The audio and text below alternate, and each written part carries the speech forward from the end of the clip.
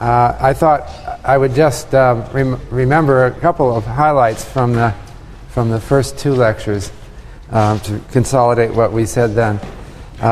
In the first lecture, I talked about a lot of things, but one theme that comes to my mind is the theme of the moral purpose and mission of the finance community.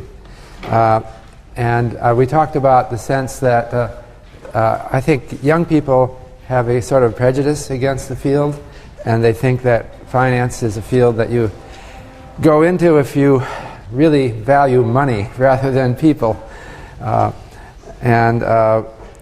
wanted to reiterate again that that's not the way I view the field at all. I was just yesterday, I gave a talk in Montreal at the, if I can say this right, Caisse de dépôt et placement, which is the big wealth management fund for the province of Quebec. And I met a lot of people there, and I never once got the idea that anyone there was evil or grasping. I think they have a moral purpose, which is to preserve the livelihoods of the people of the province of Quebec. And so you get a very different view of things when you meet the people. I think our entertainment industry likes to make movies about people in finance, but they are inevitably portrayed as evil. And I don't know why that is. I don't think there has ever been a major motion picture about a financial person who ended up a philanthropist. Why is that? I just don't. People don't like. People would rather hate. I don't know why. It's something. Wouldn't be a good movie theme, would it? Anyway, so you have to overcome these. So you have to think that if you go into the field, you would probably end. If you're a success, you would probably end up as a philanthropist. But no movie will be made about your life, okay? And you may encounter hostility the whole way. It's especially true right now with the subprime crisis. People are blaming the financial community for our troubles now. And it is true that we're seeing some people thrown out of their houses, and in some cases because of some rather questionable financial practices who got people into mortgages that they shouldn't have gotten. But overall, I think that the people in this field are good people. In the last lecture, I talked about, the second lecture, I talked about the pooling of risks. And the basic theme of that lecture was that we now have a mathematical theory, probability theory. And when you look at this theory, you realize that it suggests a very important technology for improving human welfare, and that is by spreading risks. The economy and technology and the weather and all sorts of factors create risks.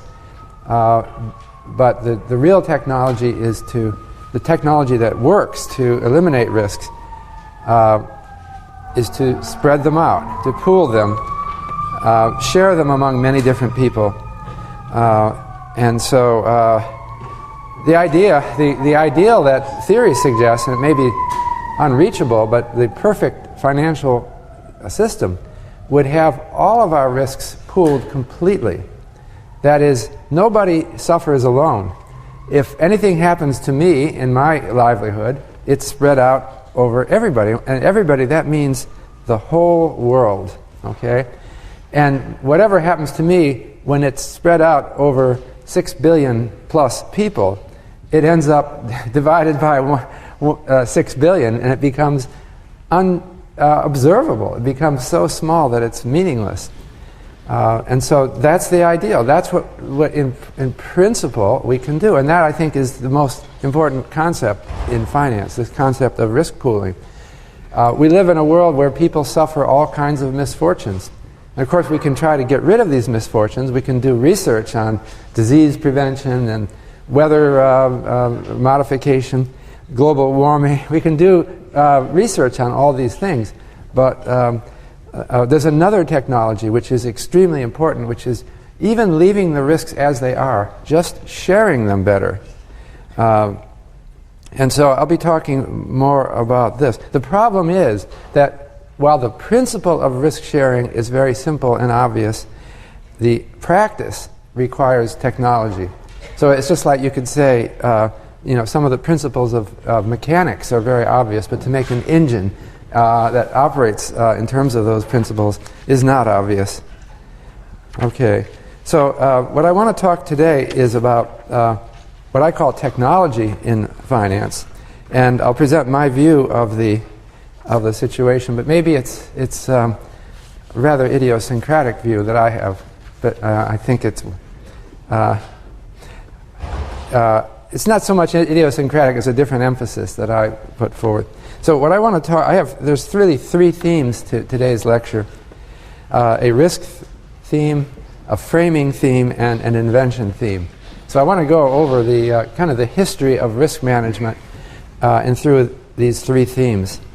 The first one is, or I might say, a long-term risk theme. So let me go over these three themes. Okay.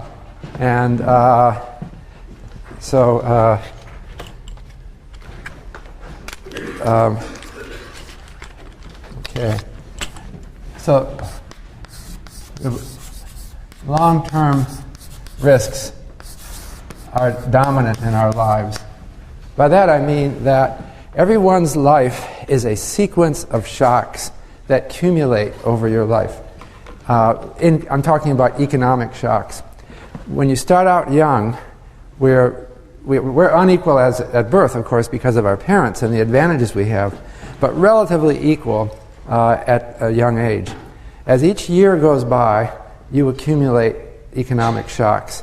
Shocks to your human capital, shocks to what you own. As you get older, you start your human capital is your ability to do things, and your knowledge, which is what you have to sell in the marketplace. As you get older, your human capital evolves, and it has its ups and downs as you age. You start switching from human capital to other forms of capital. In other words, you start saving, and you own stocks and bonds and real estate and other things. Each of these suffers a sequence of shocks that accumulate over your lifetime. So inequality gets worse and worse as people age, and it is at its worst after retirement, when you are you've exhausted your human capital and you're living off of all the accumulated physical capital. That's the life cycle story. There's great inequality among the elderly, and that's a problem. Some of them are living very badly. Others are living with in great comfort. So that's what finance is about. It's really about people. We don't care at all about corporations. We should make that clear, except as they contribute to individual welfare.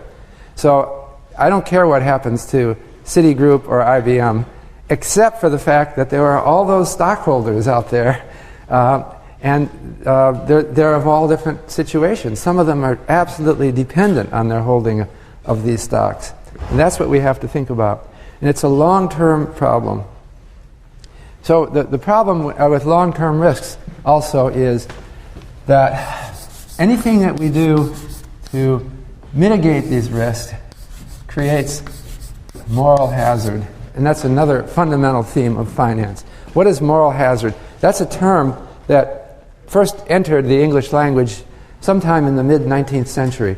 But of course the concept goes earlier.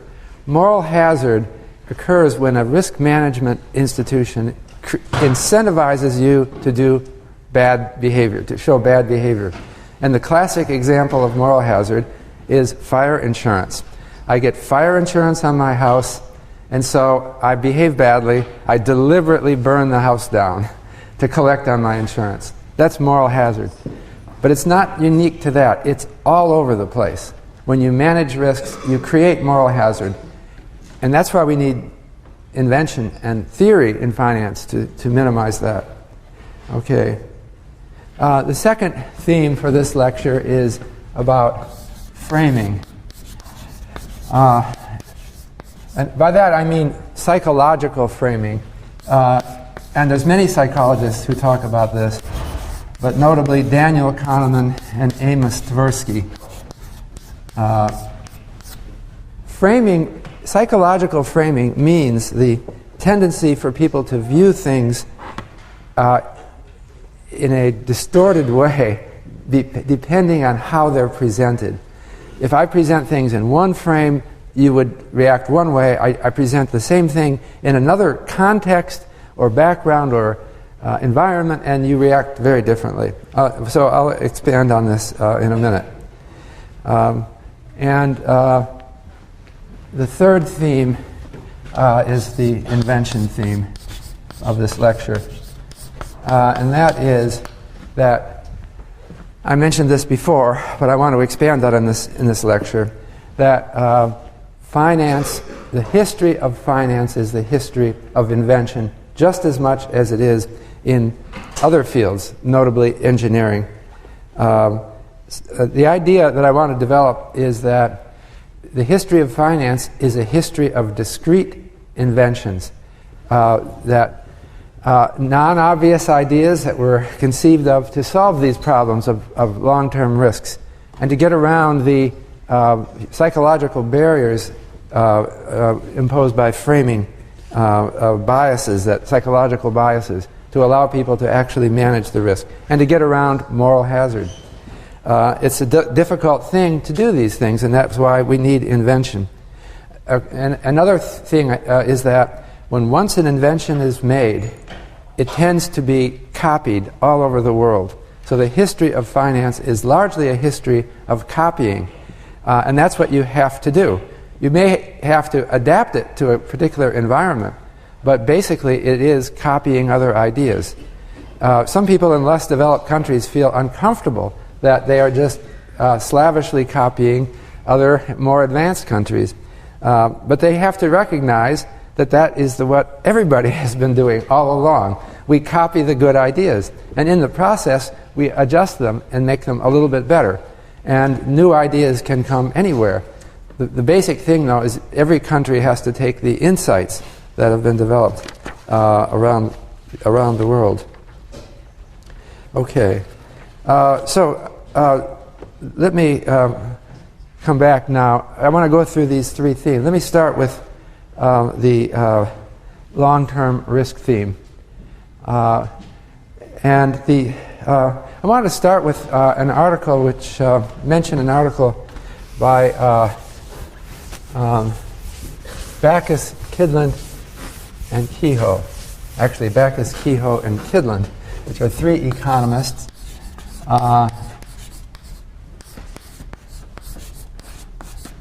One of these, the last of the three, is Finn Kydland, won the Nobel Prize a few years ago. But in this article, they talk about the correlation of consumption around the world. What is consumption? It's the amount that people spend on consumption goods, things that you buy for your current use, like food, shelter, clothing, etc. Every country computes an estimate of how much is spent each year on the consumption of the people who live in the country. What Backus, Kehoe, and Kydland did is looked at how much the consumption correlates. The movements from year to year correlate across countries. And if there were perfect correlation, it would be a correlation of 1. That is, when one country's consumption increases from one year to the next, every other country's consumption increases from one year to the next.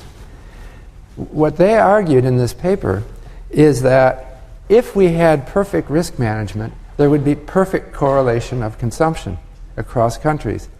Because if we get rid of the idiosyncratic risks, all that's left is planet-wide risks. Okay? If we had perfect financial markets, and this is intuitive, and maybe I don't know how obvious this is. It's obvious to me, but it's an intuitive point of great importance. Nobody would suffer alone. Okay?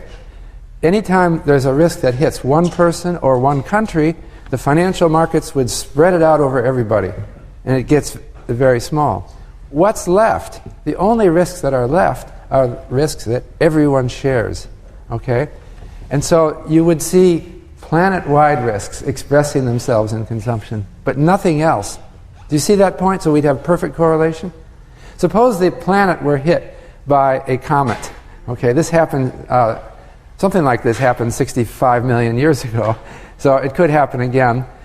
Maybe it won't. Now we have better plans to prevent things like that. But suppose it did happen, all right? We would see huge damage on the impact site. Let's neglect the fact that some people would be killed by the impact, okay? Let's suppose it was just economic damage.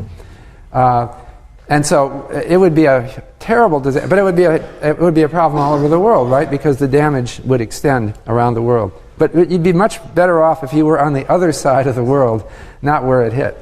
If we didn't have financial arrangements, then the people near the impact would be in terrible economic situation, and the people on the other side would be much better off. But if we had the proper risk management institutions in place, people would have anticipated this risk and have made swaps or other arrangements to protect themselves against it. And so what would happen? The people near the impact would not be harmed any more than anyone else. The whole world would suffer because the damage is substantial and it reduces our ability to produce. So the whole world, everyone's consumption around the world would go down. You can't prevent that. Anything that hits the whole planet would be affected. So Backus, Kydland, and Kehoe thought that that's the situation we should be in today. And there are things hitting the whole world, like global warming, for example. And there are many of them. But how well are we doing? We're not doing well at all, they concluded. The correlation across countries in consumption changes is low. In fact, it's lower than the correlation of income changes, which is surprising. So it means like we really haven't done anything, and that's an exaggeration. We've done very little to manage risks that countries face, for that matter, or even individuals face. So we've done a lot. I shouldn't say we haven't done anything, but we can do a lot more. The idea of risk, that economic risks can be pooled, is an intuitive one that has occurred to people throughout history. It's very simple and obvious. If we were living in, imagine we're living in some remote area and we're pioneers out there with our cabins, and there's no government, there's no one to protect us. What do we instinctively do? We kind of meet together and we say, if anyone's cabin burns down, we'll all come over and help. All right? It kind of feels like a generosity or something. But it's also self-interest that people perceive. It could be me that my cabin could burn down and I would freeze to death in the winter. And so people naturally and spontaneously make arrangements to share risks. But these kind of natural and spontaneous arrangements are not global. They're not big enough and important enough. So I just want one point of this lecture is to try to emphasize the real breadth of the concepts of finance and how important they are, and how they reach out into other things that you might not think as associated with finance. So I wanted to mention socialism. This term really goes back to Robert Owen, who was a British thinker, 1771 to 1858, who wanted to pool all the economic activity in society. And what were the motivations for doing this? Well, I think he would say inequality, hardship that will be reduced. But what was he really saying in a sense? You might say it's risk management. He wanted society to pool risks and put things, put us together. So in his ideal society, socialist society, everyone all the consumption would move up and down together, just as in the ideal that Backus, Kehoe, and Kydland expressed, right? So Robert Owen wanted to create this community, and he emigrated to the United States, and he set up a city called New Harmony. New Harmony was It's supposed to be an inspiration.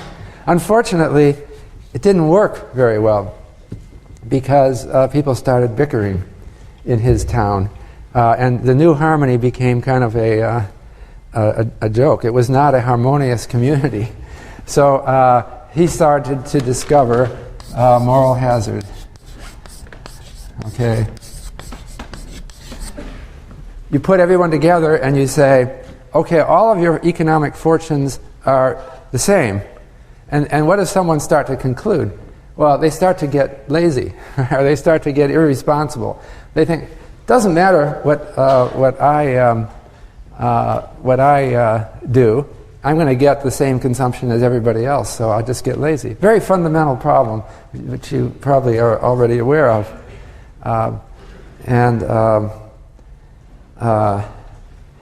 The socialist idea started to lead to a number of experiments in various countries around the world that were pooling risks. And they might not have put it this way. One is the kibbutzim in Israel, and these were communities that shared everything. Originally, they were very rigid about this. That they enforced complete sharing. If you belonged to a kibbutzim, you were completely stuck with the common consumption. But it wasn't just in Israel. In Japan, the Ito-en and the Yamaguchi Kai. In the United States, the Hutterites. And there's many other examples. Joining one of these communities has meant a real change in your life. It's complete sharing. The problem is, again, the ideal, they're trying to work toward, I think, an ideal that we see in finance, namely the perfect correlation of consumption and the elimination of risk. We all help each other. But the problem they hit is moral hazard. I've heard stories about a lot of bickering at the kibbutzim when someone gets a gift and the other people at the kibbutzim say, well, you can't have that by yourself. We share everything. Some people say, I'd like to have my own television set, and I don't want to go to the common room and watch the same set with everyone else. I just kind of want to be at home by myself. So nowadays, kibbutzim have loosened the rule. I don't know these things personally, but it's my understanding that the whole structure is suffering some moral hazard problems, and that they're evolving and trying to improve the institutions. But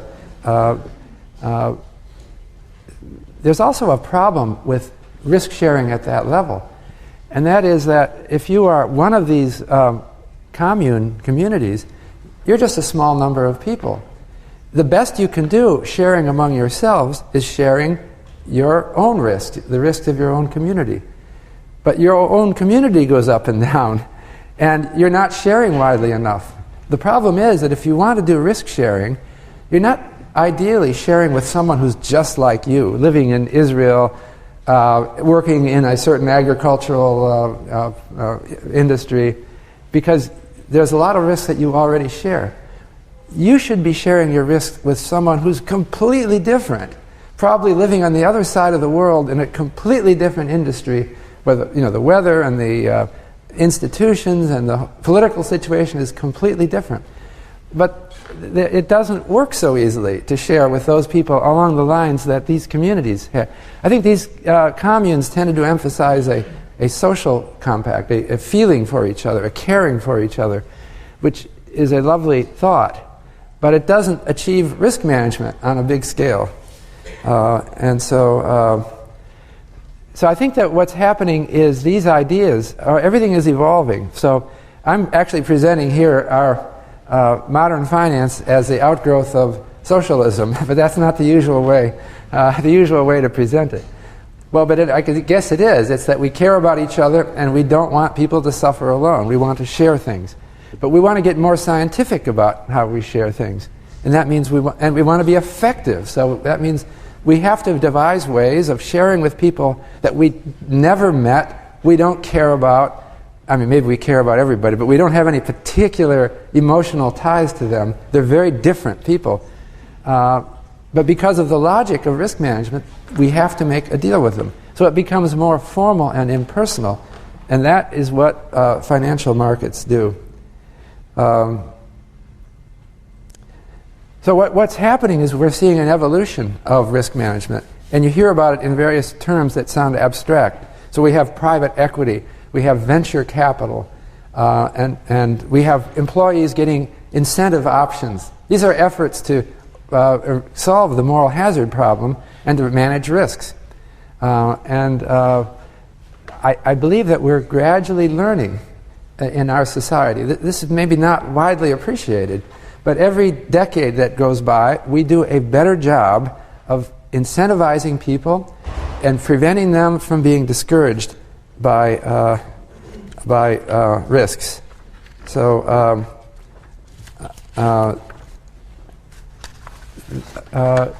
it's a very complicated situation because the kind of economic risks that we face are difficult for most people to understand.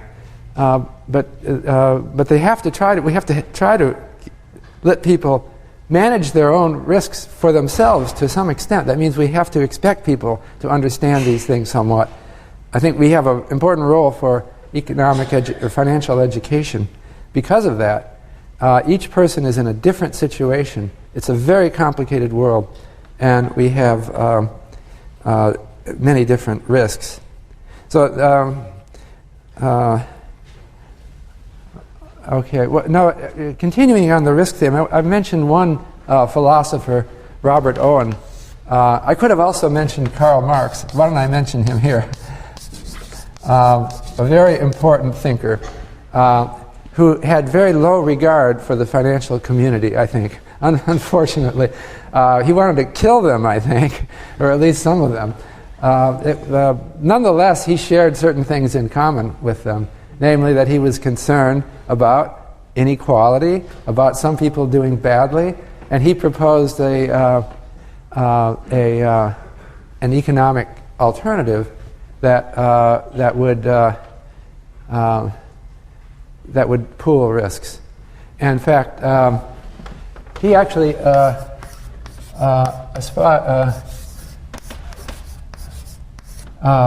emphasized a concept that was first stated by a French philosopher, Louis Blanc, in the mid-19th century.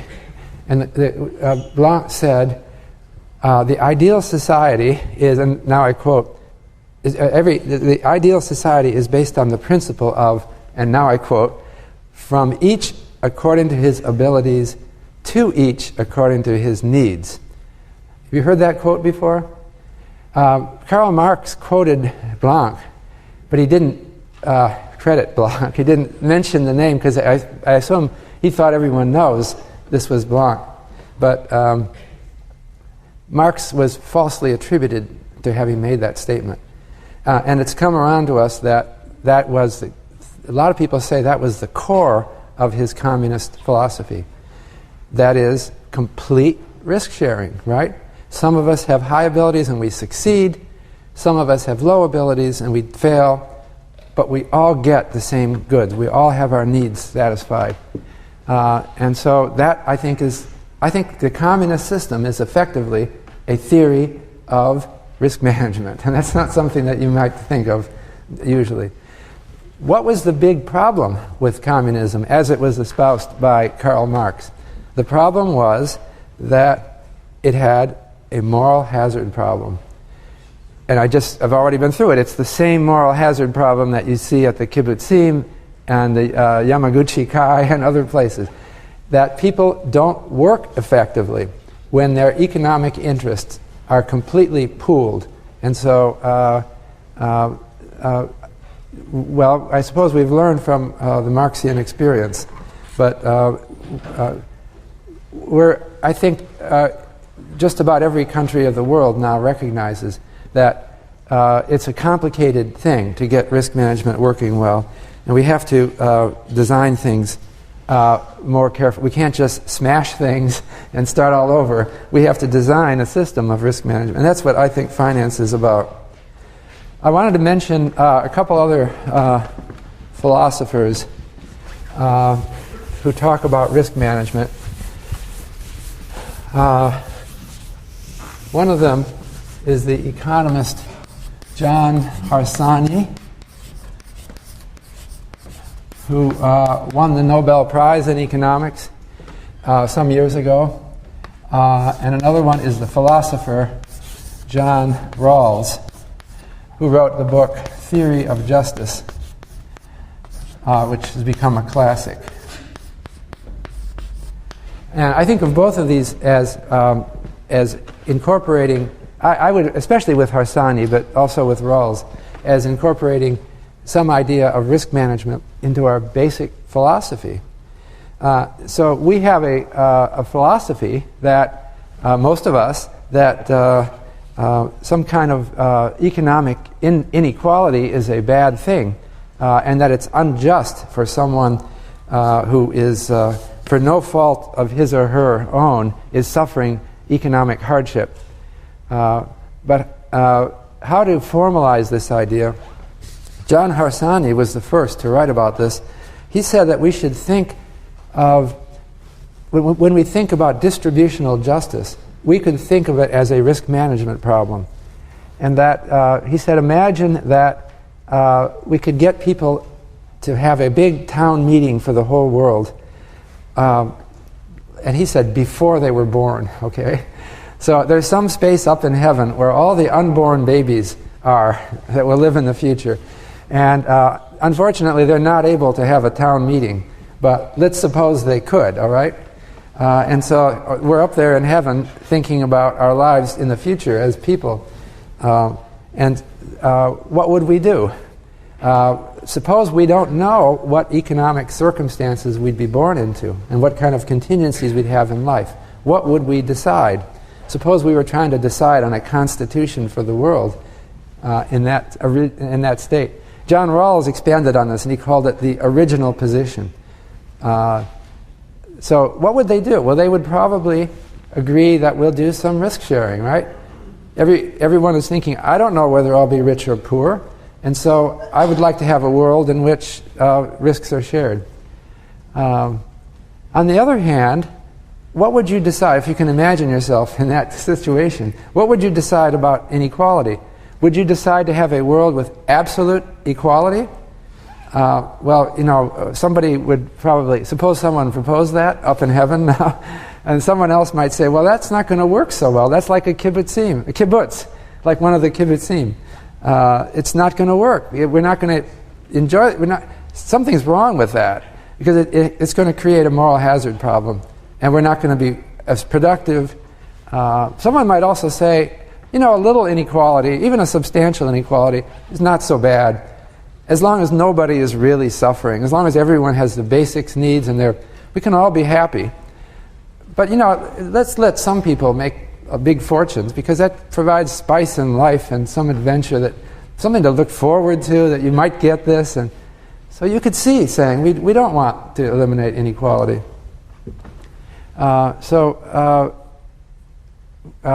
What Harsanyi and Rawls both gave us is a system of justice that, in my mind, conveys a sense of financial risk management. Now, I'm not going to talk a lot about... well, I'm going to move also to framing here, but let me, at this point, mention something about public finance. This is not a course in public finance. It doesn't say, the title of this course is Financial Markets. I guess when you put markets on, that doesn't sound like public finance, but even so, it could. Public finance is the financial issues relating to governments, okay? And finance usually means the private sector, but the issues are much the same in both cases. So let me say something about public finance here. So public finance relates to the tax and welfare system that we have. The government taxes people, and it takes some of the money and redistributes it to people in need. And this is essentially a risk management system. It's something that I suppose Robert Owen and Karl Marx would have said sounds like a good thing, but of course they wanted to do much more and be more comprehensive. But it's maybe something that has evolved as something that actually works. You have a progressive tax system that takes more money from the wealthier people, and you have a welfare system that looks at individual hardship and pays out. It does create moral hazard problems. That's a problem with it. But that's something that we're learning about. That's part of public finance, is learning how to modify the tax system so that it works pretty well. But I wanted to start out by mentioning taxes and welfare because I think that it's really the most important risk management system already in place. Because the financial risk management system that we have is imperfect. We aren't there yet. The thing that's really doing the heavy hitting on our risk management is really the tax and welfare system. Because the most important risks that individuals face is the risk of major losses of income. So if something really hits you hard and you would be starving, that's really bad. And so nobody starves in advanced countries of the world today. And that's because of this system. Moreover, you might get hit by an illness, and then you could be in desperate trouble that you will die unless you get some kind of emergency care, which might be very expensive. So every advanced country in the world has a system that provides for this, including the United States, incidentally. We don't have a national health care system.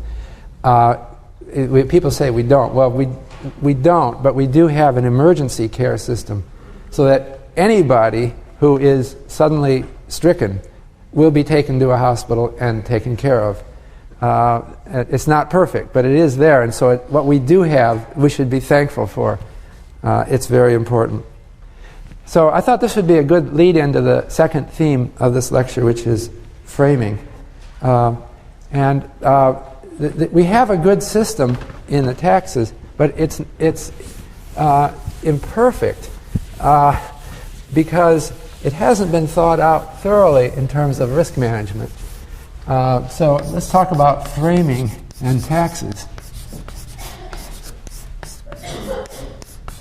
If you go to look at congressional discussion of tax rates, you won't see risk management mentioned very often.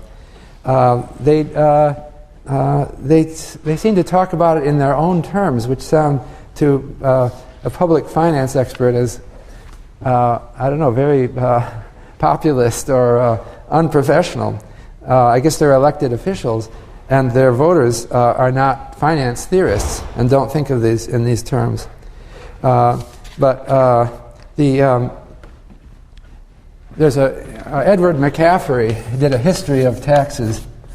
He's a law professor.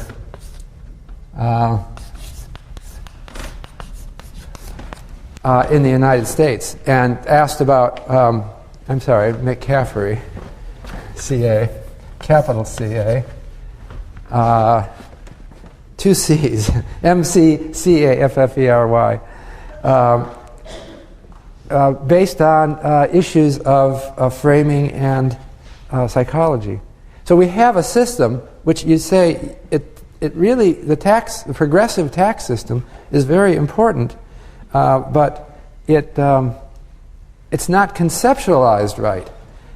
So what McCaffrey points out is that the only time the government in the United States has ever been able to impose high taxes on wealthy people is during wars. And if you look at the history of U.S. taxes, the very simple history is World War I and World War II. During World War I, our men were out dying in Europe, and people would vote for someone who said, let's raise the taxes on the rich. Someone profiting from this war now doesn't sound right when other men are out there dying. So So they raised taxes during World War I. They did it again, even more decisively in World War II. And that's how we got progressive taxes. I'm oversimplifying a little bit. But between wars, the rate tends to come down because people think, well, the war is over. They don't understand the risk management function of it. And politicians are reluctant to cut taxes, but they do it gradually. So that's a simple history of taxes. Actually,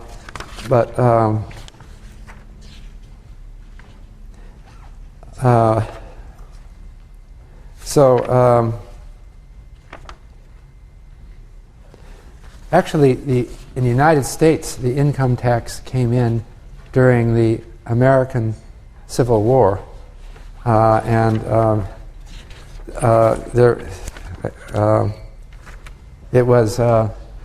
the income tax came in 1861.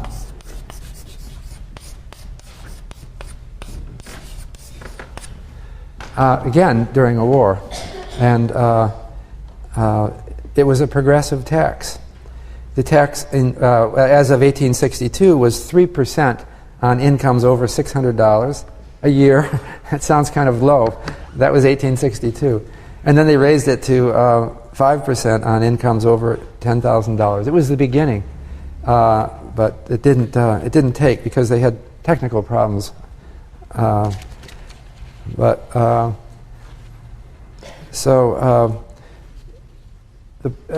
mentioned this tax example because I wanted to stress that framing and psychological barriers are important problems for creating financial markets. The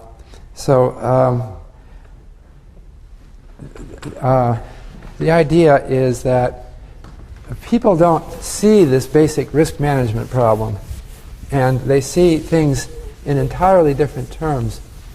So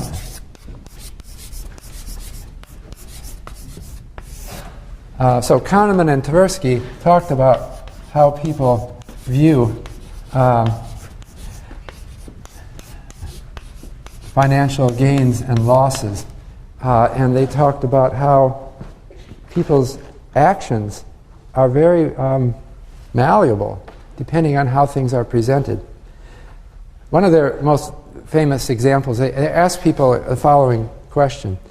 Suppose you had bought expensive tickets to a concert, okay?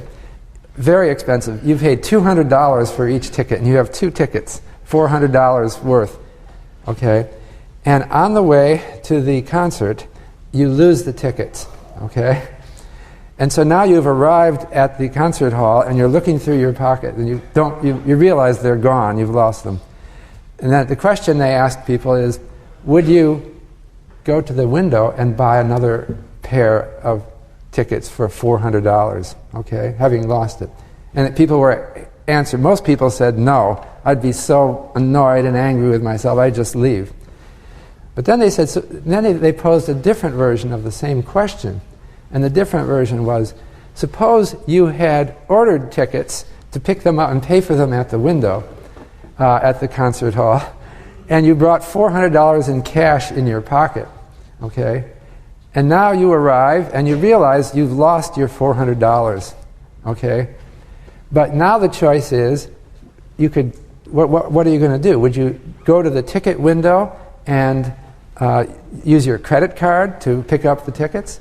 Or would you just walk away in anger and annoyance? Well, most people say, oh, I would just go to the window and buy the tickets. Right? Does that sound plausible, that you can see the difference? But in economic terms, there's no difference between losing the tickets and losing $400. So why do you behave differently? Well, that's framing, because in your mind, you're putting tickets and cash in different mental accounts.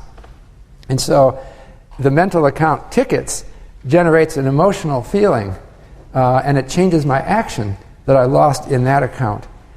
And so, unfortunately,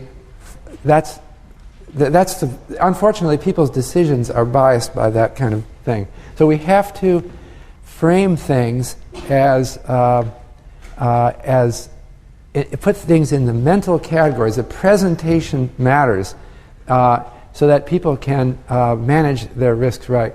Kahneman and Tversky also, and others, have also talked about insurance. They've asked people a question, and they've phrased it in two different ways. One of them was, would you buy insurance against such and such a risk? Okay? And the same question was rephrased in another way without mentioning the word insurance. They just described it. They said, would you sign a contract that if you had this loss, the contract would pay you a certain amount of money? And the percent of people who say yes to that is lower because they didn't put it in an insurance frame. And so we're accustomed to thinking of insurance as a good thing. And if I talk about it in general terms, they might not put it in that frame and they might not act. Really, an important example of framing is how we deal with money and indexation. So we have a money frame of thinking and a real frame. The value of money changes through time. That's because of inflation or deflation. And yet, most of our debts are written in money terms. That is, they're not indexed for inflation. So if you wanted to have a real frame, you would index to this consumer price index or some other inflation index. Okay? But most of us are accustomed to a money frame. So most of us, when we lend money to each other, we do it in money terms. You merely say, so for example, if your friend asked to borrow $100 from you, you would probably not say, you might actually put interest on this person's. You could say, all right, I'll do it 5% interest, pay me back in a year. You would probably not even think to say, pay me 3% interest plus the rate of inflation over the next year. That would be putting it in a real frame. And wouldn't that be more sensible? Because you would be specifying the contract in real terms rather than money terms. And yet, most people just don't do that. So most of our fixed incomes, as they're called, which are assets that are denominated in currency, most of our debts are written in money terms. And people can't get over this framing in terms of money. It's a powerful psychological, you might say, an illusion. People think they want money, when in fact they should want real goods and services. So that's an example of a framing issue. Okay, now I want to move to the third theme of this lecture, which is invention. So as I said, progress in finance requires an inventive process, and invention occurs in a milieu of other invention, notably information technology. I said this in an earlier lecture, but a financial device is a complicated device, like any engine or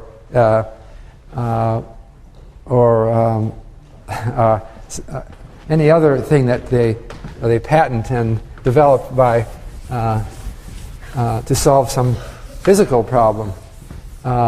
So, for example, let's talk about an insurance policy. Okay. As an invention.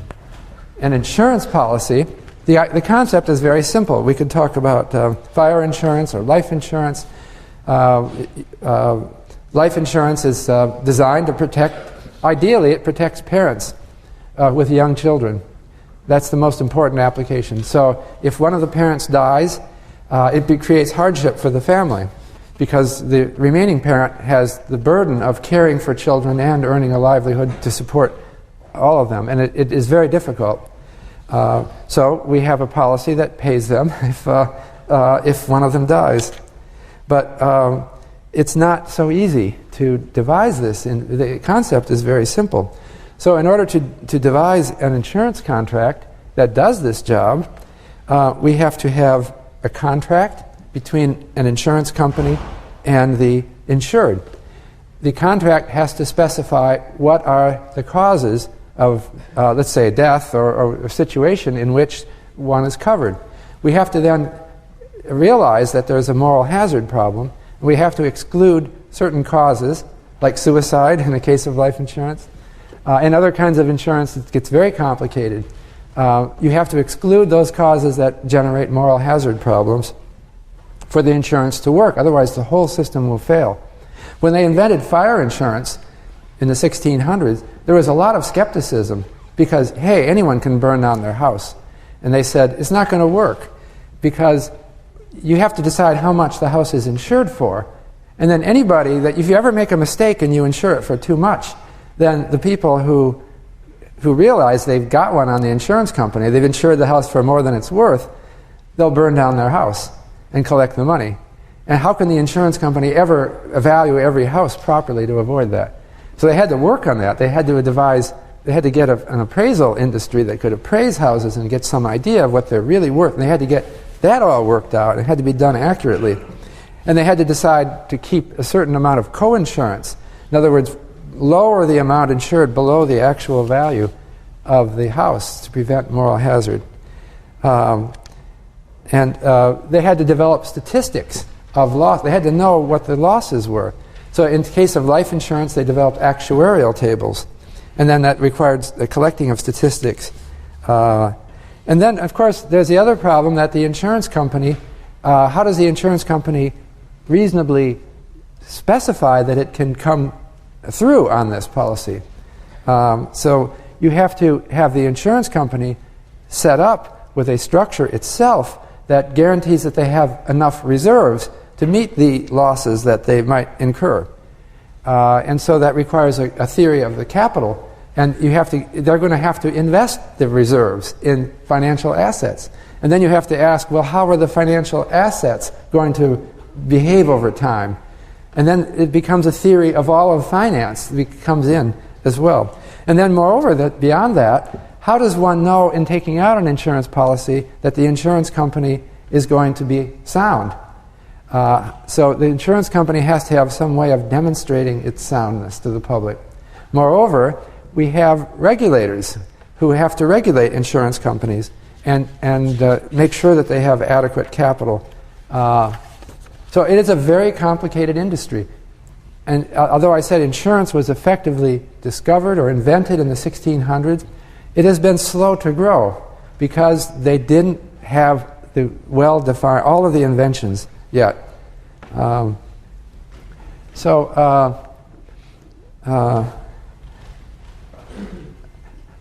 wanted to just give some...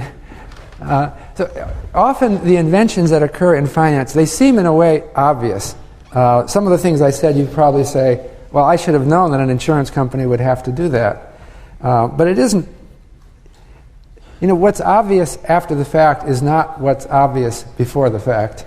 And one thing I like to stress is that the history of technology is sometimes a history of very glamorous, unobvious ideas, like nuclear power. That's amazing, right? You can get atoms to smash atoms and create a chain reaction and create power. That's pretty amazing invention. But a lot of the inventions that matter to us are extremely simple. They're kind of staring in your face, obvious. So let me just give some example of... and sometimes people are very slow to see the obvious, or it seems so in history. So I like to talk about the invention of the wheel. That's the most famous invention, right? It's a cliche. People say, let's not reinvent the wheel here. So let's go back to that. Inventing the wheel, it seems, what could be more obvious than a wheel? Well, it apparently is not so obvious, because in the Americas, before the Columbus came, pre-Columbian America, there were no wheeled vehicles anywhere. We had civilizations, Aztecs, Mayas, Incas, etc., no wheeled vehicles. Now the amazing thing is, if you go to Mexico, you can go to museums that have children's toys from pre-Columbian Mexico with wheels. They were little toys that they would be shaped like animals or something, and you could roll them along the floor. So why didn't somebody think of that? You're sitting there with your child playing with a wheeled toy, and then you're going out to carry some heavy stuff and you're dragging it along the ground. Why didn't you think of putting wheels under it? Well, it's apparently not so obvious. So some very obvious ideas are not so obvious. So some people today think, I just can't imagine, this history can't be right. I don't believe that they hadn't invented wheels in America before Columbus.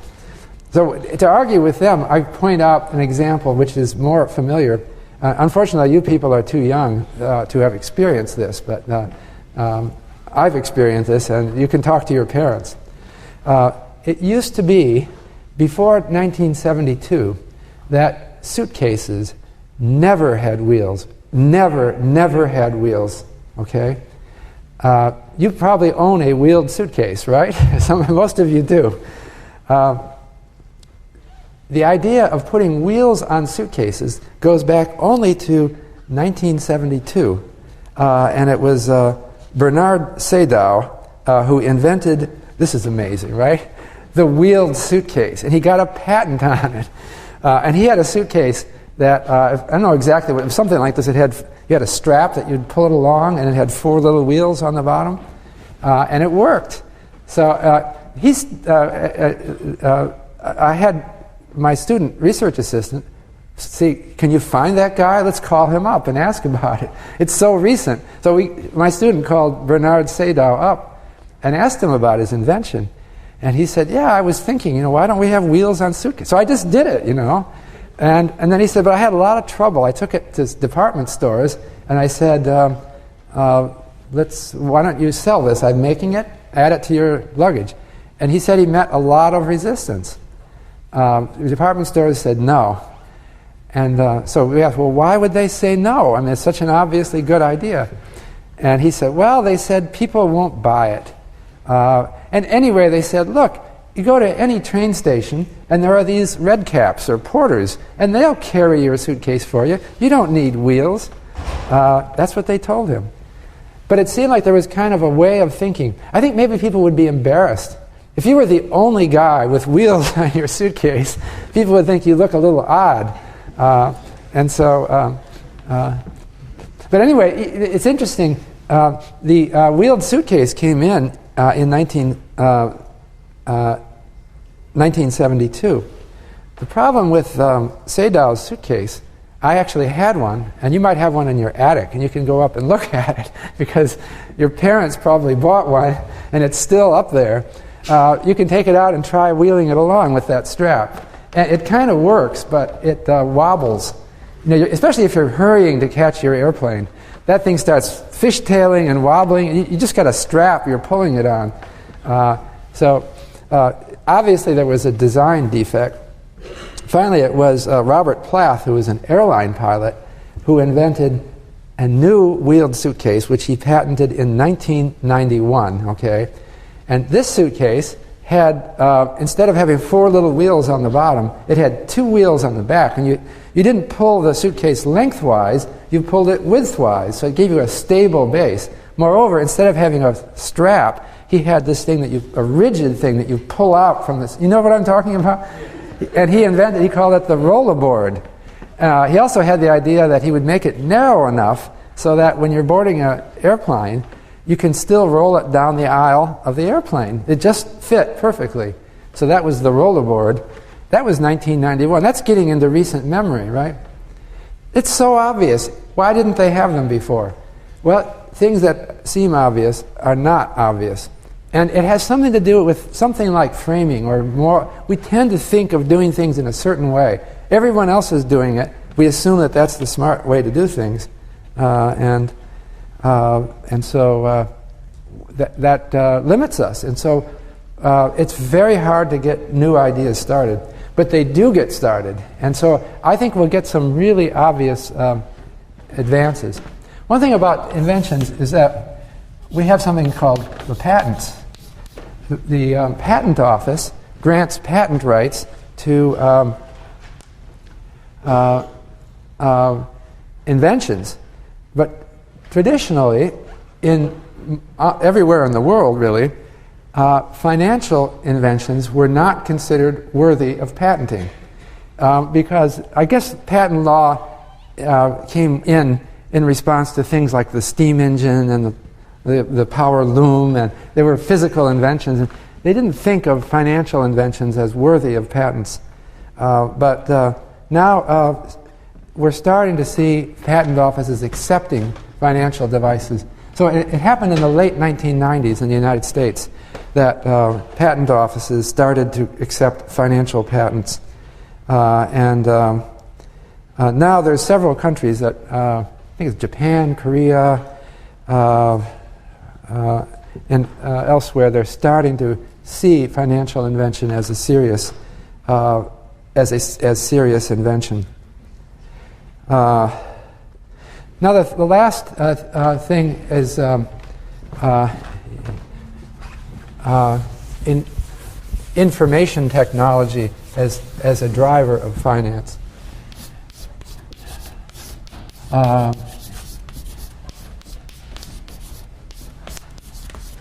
And I'd like to stress information technology because we are living in a time of rapid advance. And as you know, I don't have to tell you this, computers are becoming more and more a part of our lives. And this is something that is transforming the world. What is it that makes us uniquely human? You might say, well, a good part of it is our ability to process information. We differ from lower animals in our brains, which are much more capable of storing and processing information. But we're living in a time of revolution when machines are challenging or competing with our brains, and this may create economic dislocations that we will see throughout our lives, but also it creates opportunities. I wanted to stress on the opportunities. A lot of financial innovation is co-evolved with information technology. A lot of simple ideas of risk management are ideas that require well-designed information technology. And we've seen a lot of advances in the last couple centuries that make financial innovation possible. So I thought I would give you an example from the 19th century, which is very important. And again, it's public finance. I'm not going to stress public finance so much in this course, but it seems I'm going to give the example of 19th century information technology and the 19th century invention of Social Security. So let's go back to the 19th century. That's the 1800s. That was a wonderful century for information technology. You probably don't think of it that way because you say, wait a minute, the computer wasn't invented until the 1940s. Actually, you would be wrong. The computer was invented in the 19th century by Babbage, although he didn't actually make one, but he wrote down a design which was similar to what we do now. But there were a lot of other things that happened in the 19th century that advanced information technology and made finance really powerful. One was paper. It sounds very simple. At the beginning of the 19th century, in 1800, paper was handmade out of cloth. That's the way they made it. Paper, therefore, was very expensive. And so if you bought a newspaper, it would be only 2 sheets because it was so expensive, not all the thick paper that we have today. And it would cost something like $10 or $20 in today's prices.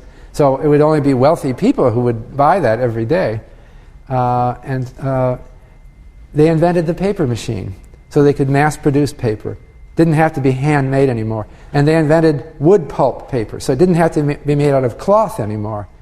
And so the price of paper fell. So that created opportunity for record keeping, which was very important because that's what finance is built. You need financial records. You can't have just one copy. You have to have multiple copies.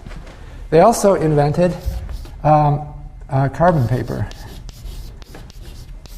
Maybe you don't even know what this is. Do you all know what carbon paper I guess you do know what this is, right? It's obsolete. Do you have any carbon paper? Anyone here in your room? You do? Okay, so it's not obsolete. But anyway, it's just paper with some black material on it. So you put it between two pieces of paper, and you write on the top one, and it creates a copy on the bottom one. And you can make multiple. You can put 3 or 4. The copy gets worse and worse each time, but you've got multiple copies.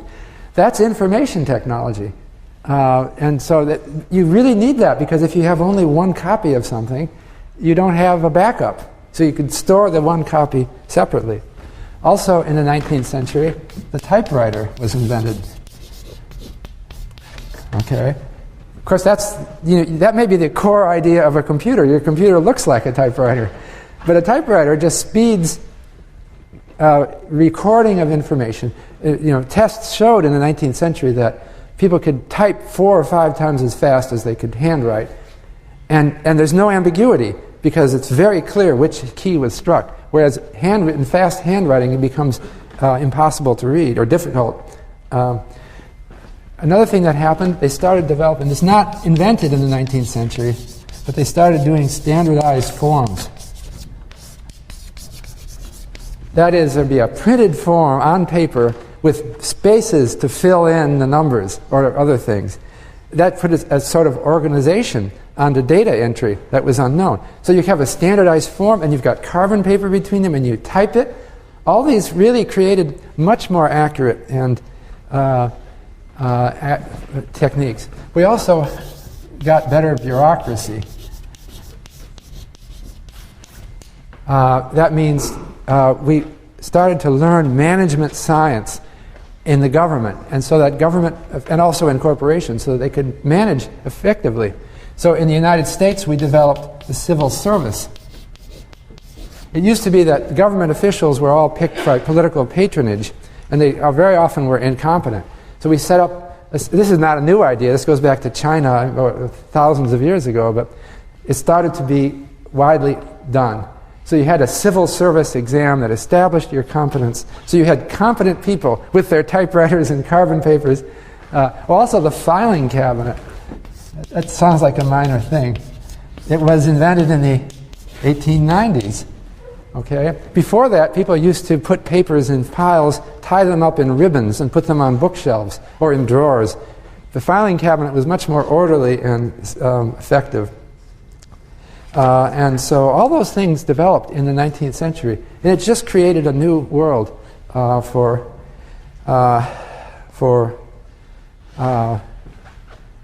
financial opportunity. So things started to happen in response to this, and risk management got better. So I wanted to talk about Social Security as a risk management technique that developed in the 19th century. And it developed in Germany. And it is very interesting to me because it's a discrete invention that happened in a point of time in response to information technology. This was 1889 under the government of Otto von Bismarck. Although he has nothing to do with this, I think. It was other people, economists in Germany that invented this idea. So what did they do? I should have also mentioned another really important information technology that developed in the 19th century is the postal service. Although we had mail before then. But in the 19th century, they decided, they just got really good at delivering mail. In 1799, it would cost so much to mail a letter, I don't know exactly, something like $10 or $20 to mail a letter at today's rate, and it would take a long time to get there. So for most people, it was prohibitively, I'm talking in today's prices, roughly speaking, most people wouldn't ever mail a letter or get a letter. Too expensive, not to count only the paper, and everything was expensive. But in the 19th century, they developed postal services and interacted with the railroad. They started having mail cars on trains, and they started having postal sorting on the train, that they were speeding the mail so that this didn't have to wait to sort it before it went on the train. It was sorted while it was moving on the train. Germany was very effective in these. They had an advanced bureaucracy, a good postal service, and then they had a network of post offices all over the country. Every little town had a post office. So this was the internet of the 19th century, and it really changed everything. So in 1889, German government decided to use the postal service as an information network to create Social Security. And they created a new law which said that every person who works in Germany has to pay the government a certain percent of their income into the Social Security system. And in addition, the employer has to match this, so that both the employer and the employee has to do it. Now, how in the world can somebody actually make that work for a whole country? There were 11 million workers in Germany at the time. And other countries looked on this as, this is ridiculous. No government can actually manage the system like this. But they did it through the postal system. You had to make your employer can do it for you. They take the money to the post office, and the post office would give you stamps. It was already the same technology they used for the mail. And you kept your Social Security card, and you pasted stamps on it that proved that you paid it. And they kept a copy of that, and they filed it away. And the government had a complete record of your payments into the system. Then the design was that when you reached the retirement age, you would then get funds from the government for the rest of your life, your retirement funds.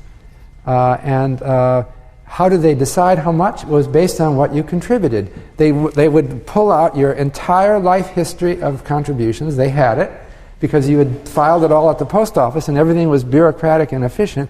And they calculated according to a formula what you would get. So it was a real insurance system. And then they would pay you in your retirement. So the London Times in 1889 said this is going to be a fiasco. There's going to be so many mistakes and there's going to be so much complaints that this whole system is going to crumble and fall. But it didn't. It actually worked. And so before long, the UK copied it. The US was practically the last country to copy this system because in the 1930s, because it didn't sound American.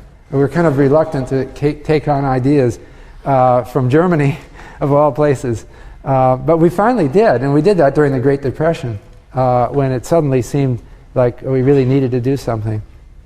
So that's an example. You see how information technology created a Social Security system. Now, the really fascinating thing is we have the same system today, except we don't use the Postal Service as the conduit anymore. Now it's all electronic, and it's done via the internet, but it's the same thing. You will see deducted from your paycheck, and you already have seen this, it says FICA, and then there's a certain amount. It's a certain percentage of your paycheck, and the employer matches, just like in Germany in 1889. And when you retire, you can actually get it now electronically, your entire employment history, all your contributions. And when you retire, there's a formula. You can find it on the Social Security System website, which resembles the formula that they did in 1889. So we're still doing the same thing. Now, this invention of Social Security is well over 100 years old. But I think that because of the rapid advance of information technology, we're going to see a lot more progress over your lifetime. There's going to be a lot more inventions like this. And so that's why I think finance will be an interesting field.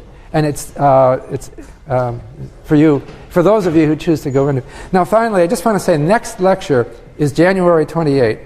And we're going to talk about portfolio diversification, which is one very important application of the fundamental principle of risk management, but as applied to securities.